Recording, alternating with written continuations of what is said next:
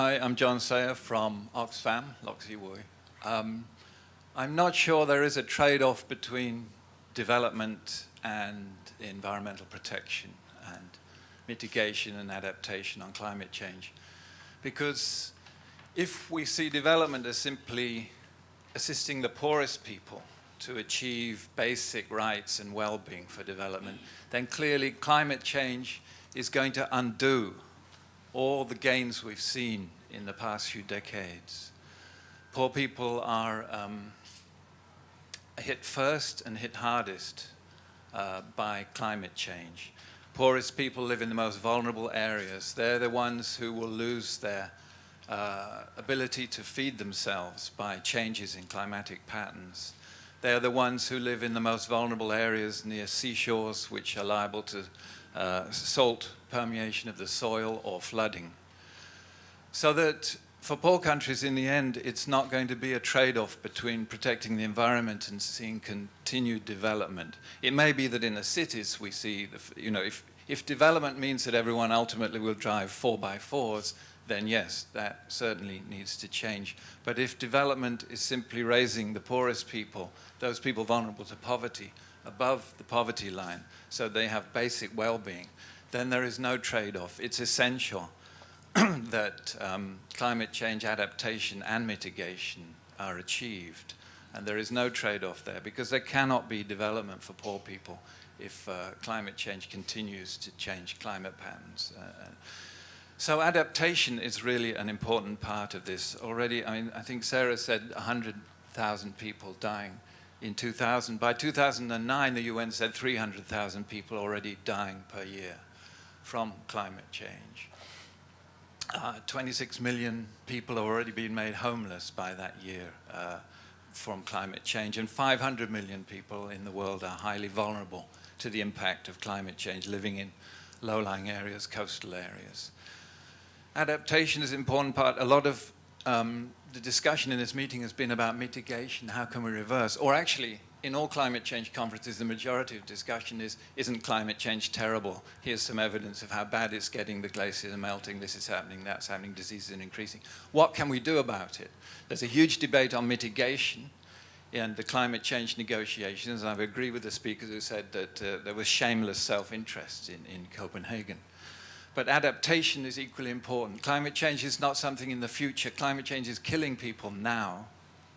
And we need funding to help poor people from those countries who have the capacity and the responsibility to pay. And it's not a lot of money to begin to protect people. What can we actually do? We can help people right now with drought-resistant crops, with disaster risk management. There's plenty of very positive things we can do right now to help the poorest people on climate change. And while we also struggle for an international deal to reduce and to mitigate the increase in the problem of climate change, adaptation, we believe, is equally important as mitigation. Thank you very much. I mean, it's clear from a health perspective and a development perspective, we're accelerating towards the abyss. And I suppose the question is, as Bill rightly pointed out, these are outcomes.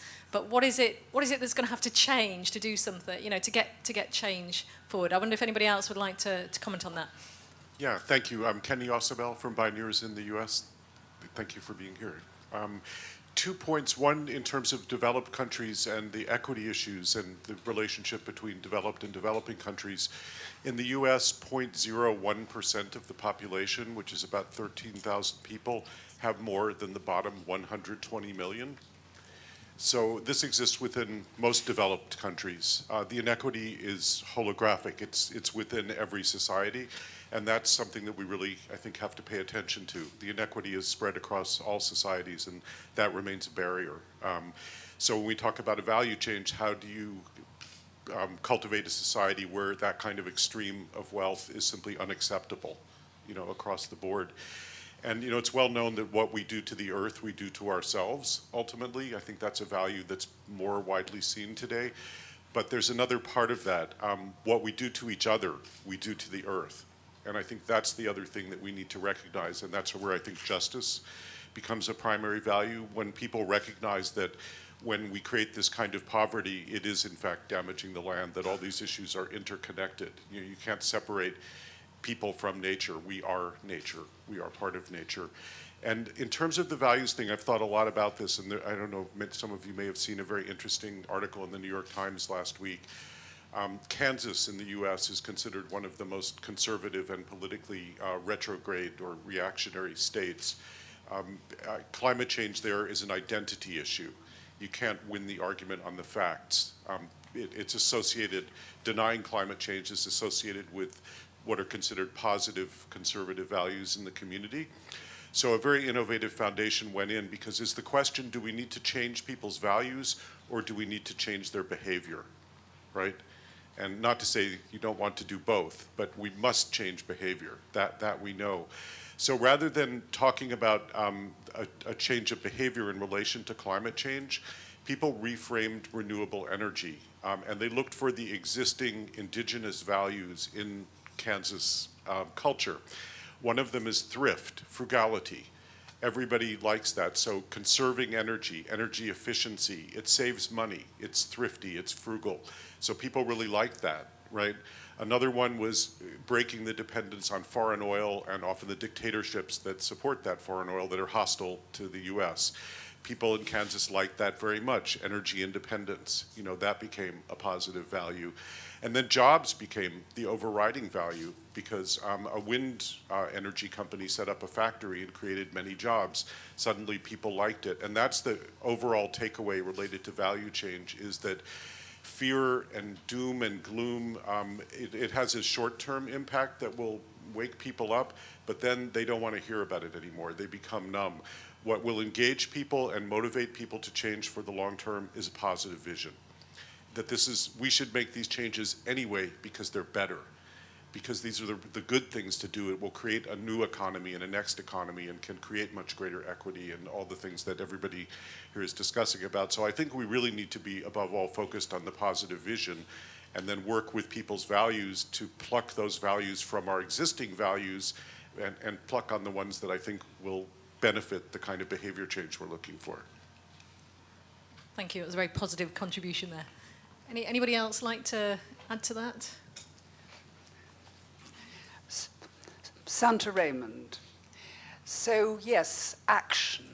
What are we all going to do? How is this not going to be a talk shop? What are each one of us going to do? And what can the world do? What do people really care about? Because in order to get action, people have to care, they have to have values. There's been some talk about our children and our grandchildren. So how can we get an image of the world as it's going to be in 30 years' time, round the world, for the rich as well as the poor, so that people really understand? And if people really understand and are frightened, as well as having positive action, then hopefully things will happen. So how can we each one help this session, this event, to produce positive outcomes rather than just more talk? And one question I would ask is nowadays, and always in fact, it seems to be that we can be sold things, whether it's through the internet or whether it's major publicity campaigns.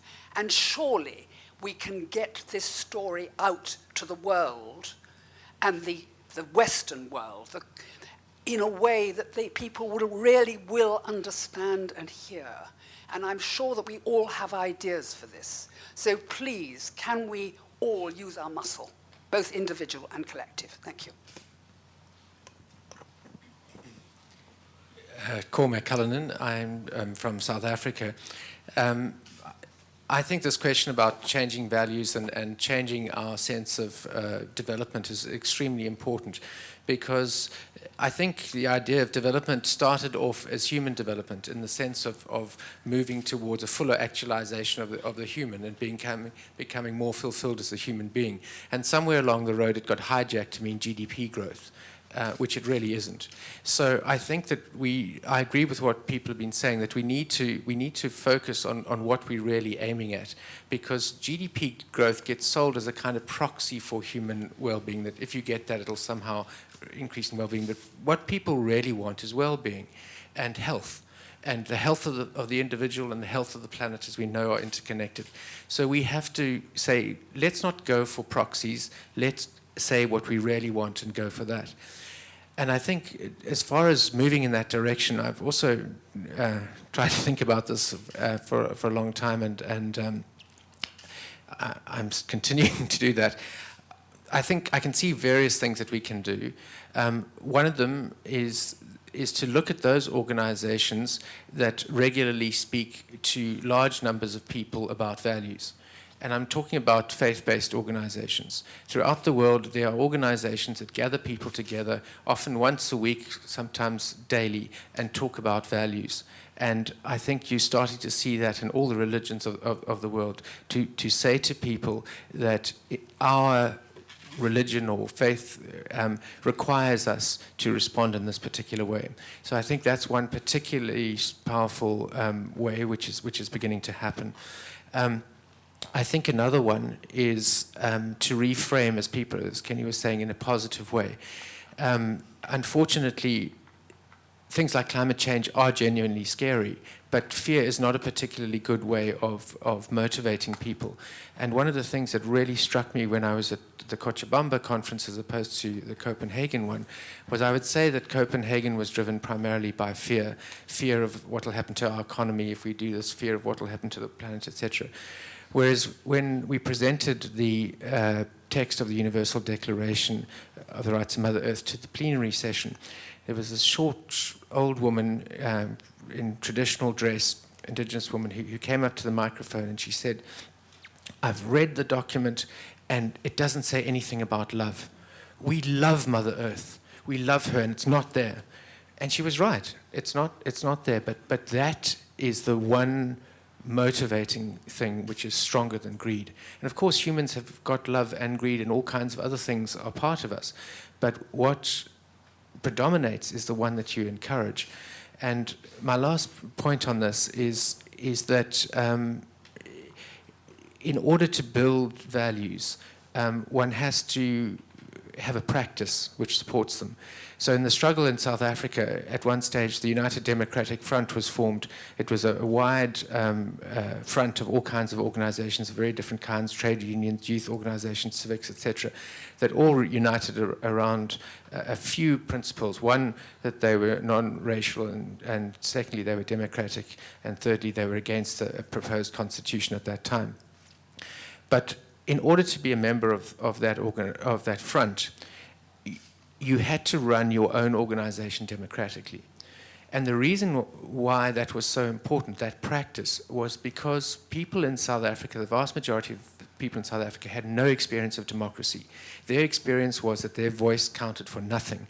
And people realized that you had to embed the understanding of democracy in practice, to teach it to people as you went along, so that when you finally got it into your constitution, it wasn't just on paper.